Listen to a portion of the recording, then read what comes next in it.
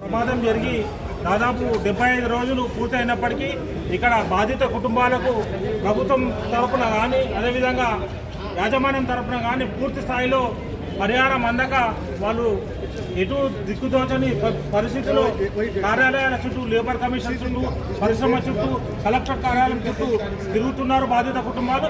వెంటనే రాష్ట్ర ప్రభుత్వం అదేవిధంగా ఈ జిల్లాకు, ఉమ్మడి జిల్లాకు మరి కార్మిక శాఖ మంత్రి గారే ఇన్ఛార్జిగా ఉన్నారు కాబట్టి ఆయన స్పందించి యాజమాన్యం ఇటు ప్రభుత్వం ఇద్దరు సమన్వయంతో మరి బాధిత కుటుంబాలకు పూర్తి స్థాయి న్యాయం చేసే విధంగా చర్యలు తీసుకోవాలి. అదేవిధంగా క్షతగాతులైన వాళ్ళు కూడా ఇంకా చాలా మంది ఆసుపత్రులలో చికిత్స పొందుతున్నారు.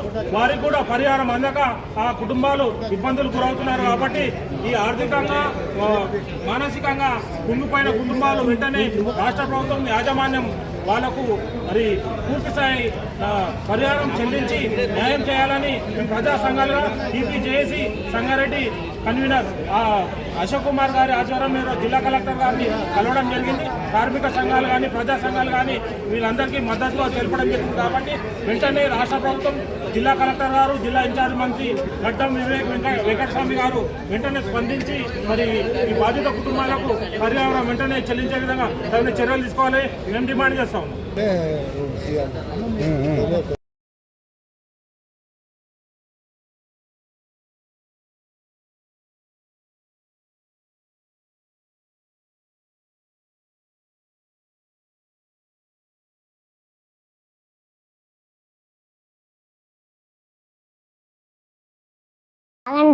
ఆగండి. ఈ వీడియో కనుక నచ్చినట్లయితే లైక్ చేయండి, షేర్ చేయండి, కామెంట్ చేయండి. ఆ కామెంట్ బాక్స్లోనే మీ ఊరి పేరు రాయండి. ఎందుకంటే ఈ వీడియో ఎక్కడ దాకా పోతుందా అని మాకు తెలుసుకోవాలని ఒక చిన్న కోరిక.